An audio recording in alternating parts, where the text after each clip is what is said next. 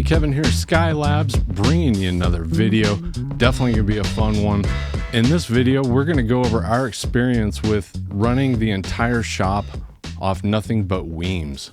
We used to use SONOS throughout the shop in order to play the same song on all of these stereo systems, so when customers came in, there wasn't 4 songs playing at the same time. So after the last video we did 3 months ago, where I said this, I don't think there's any reason to buy one of these, even though we're going to continue to sell them, because I don't think WIIM offers any kind of dealership programs like a lot of other products these days.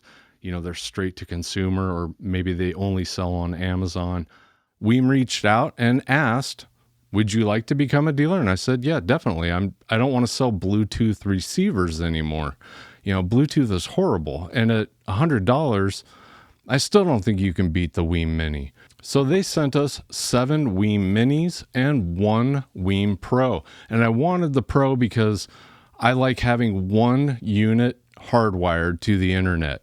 I know Wi-Fi's gotten a lot better, but these all run on a mesh network, and just having 1 hardwired to your internet connection is just going to improve the stability the whole way through. This was the same way with SONOS, and I'm pretty sure it's the same way with WIIM. So we did not get a Pro Plus, and I'll tell you why. In my opinion, I think if you want to upgrade the DAC, I think you should just get an external DAC. It reminds me of kind of like a combo VCR TV, where you pay for the upgraded DAC, and then let's say a year or 2 down the road, you decide you want to get a different network streamer, or you decide that you want to get a different DAC altogether. If you're going to get an upgrade, really get an upgrade, and get something that isn't tied in with other pieces of your electronics. We went through this with SONOS a few years ago, where they considered their original SONOS line legacy. And so the SONOS pieces we uninstalled weren't getting updated anymore as far as new features and stuff like that. They were still keeping them stable, but as far as voice control and some of the new features that were coming out, they weren't including them in the legacy products. And I think you're going to find that really common with almost anything at this point. And while we're on that topic, because a lot of customers are coming in and purchasing WIIMs, they're asking the DAC question. And I've never really done the deep dives into the different DACs, and I'd like to start doing that. I figure maybe we could learn together for those of you out there that haven't tried a lot of DACs. So if you are looking for that kind of information, stay tuned. We will be getting you that, and subscribe so you don't miss it when we put it out. And some of you might be thinking, well, now that you're selling them, how can we trust your opinion on these? And really the only thing I can say is, if this channel was all about money and making money, you would be seeing me trying to get you to buy a VPN service, or we would have sponsorships by companies that I don't care about, because honestly, we leave quite a bit of money on the table, because I'm not going to get on here and try and sell you something just to make a little bit of money. I could care less. I'm not a money-driven person, and I just don't care that much that I'm going to get on here and try and sell you something that you don't care about and that I don't care about. So I will also say this review of WIIM is not all roses. And honestly, for those that aren't that interested, let me just tell you the verdict. That way you can just skip the rest of the video and move on about your day. I'll tell you right now, the WIIM really only beat the SONOS experience in one way, and that was the price. And by no means am I saying that WIIM doesn't have other really good attributes. It's just that in almost all the categories, I honestly feel like SONOS is better. And I don't sell SONOS, so there you go. That should help mitigate my bias.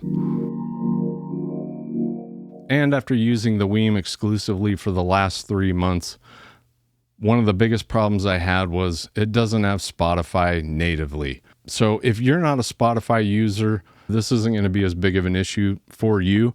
However, after trying Deezer and Tidal, which is the one we did settle on, it's very apparent that what Spotify does really well, they do better than anybody else, which is, in my opinion, the user interface, the navigation, the AI-generated playlists that they make for me, I think are better than Deezer and Tidal. And so why is Spotify not being native in the WIIM software an issue?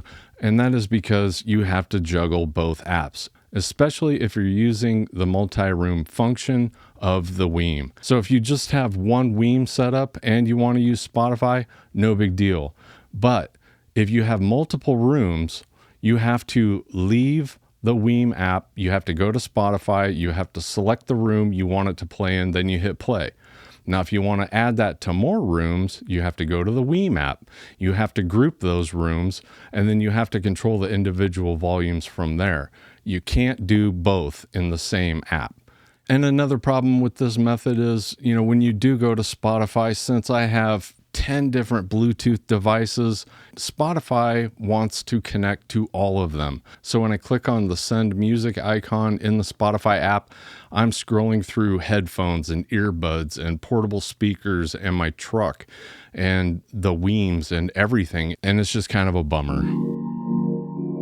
The next issue we have is there's no Windows app for WIIM. And the problem with this is if I'm working at the desk or I'm working at home on my laptop and I need to skip a song, change a volume, anything like that, I've got to locate my phone in order to do that. So stopping what I'm doing when I'm on a computer that's connected to the Wi-Fi to get on my phone to make a change, again, it's just kind of a bummer. I know they have a Windows software version in beta form, but I have yet to be able to log into that. I've seen online where some people have been able to get this to work. I haven't.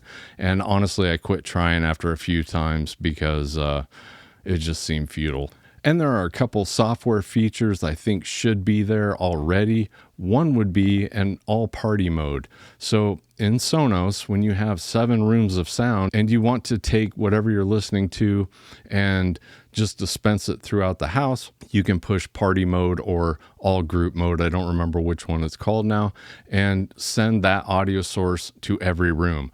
And you can unclick it as well and take it out of all party or all group mode. With WIIM, you have to go through and check every single room you want to send it to and then deselect every room you want to take it out of. So for those of you out there, again, if you're just going to one source, this doesn't matter. But if you're planning on doing somewhat of an elaborate whole home audio solution or multi-room solution, these are just some of the things that I think could get improved. But on that same note, we've seen several times where there's a delay or there's a lag when you're controlling the volume, especially when you have 7 or 8 WIIMs playing the same thing at the same time. You go to control the volume and there's like a 4-second delay and then it jumps up. And the problem with this is what happens is, you turn up the volume a little bit, nothing happens. So you crank it up a little bit more and now all of a sudden everything kicks in and it's super loud and it scares everybody in the room. And the last thing I'd like to see WIIM bring to the table would be some type of stabilizing base for the minis. They're so lightweight. It'd be nice to surface mount them to something stable, especially if you like really good audio cables, because most likely those audio cables might weigh more than the WIIM. So it's not going to be the WIIM that's holding the wires in place. It's going to be those cables that are telling that WIIM where it wants them to go. And that's what happens. Not a huge thing. And I don't think any of these are huge things, but I'm just wanting to give you my honest opinion and our feedback of using these devices for the last 3 months or so. And our positives for the WIIMs. And obviously the first one, and definitely the most important one, is the price. You have to remember these are a fraction of the price of more premium streamers. At $100, I really don't see how you could not like this product. It does what it says it's supposed to do, and it does it well. The WIIM streamers destroy the Bluetooth adapters. There's just no way. Bluetooth it's great for connecting a mouse or connecting your earbuds to your phone. But as far as your phone really compressing the hell out of your music to send it via Bluetooth to a receiver, it just doesn't make any sense at this point with a WIIM being $100. The other thing I definitely want to say that the WIIM network is really reliable. I think we've had 1 unit drop off the network, and I don't even know if it was that WIIM's fault. So reliability, I think is great. I think they've nailed that, and that's huge because that would be a real problem. There's nothing worse than listening to music and having little dropouts here and there. And I used to get that with Sonos sometimes. So as far as reliability, it's great. It really is. I don't think there's any need for improvement there even. I really have just been extremely impressed with how well these products do work for their price point. My negatives are more creature comfort issues. You might be in a situation where none of those negatives affect you at all. The other thing I definitely want to mention in the positive category is I'm actually really surprised at how much I use the remote that came with the WIIM Pro. I didn't think I'd use it. I thought maybe it was a little bit kind of gimmicky or something that I would just set aside and never use again. But the nice thing about it is, in a world where everything's touch screen and menus and waking up and putting in security codes, it's really nice just to pick up a remote with physical buttons on it and go volume up.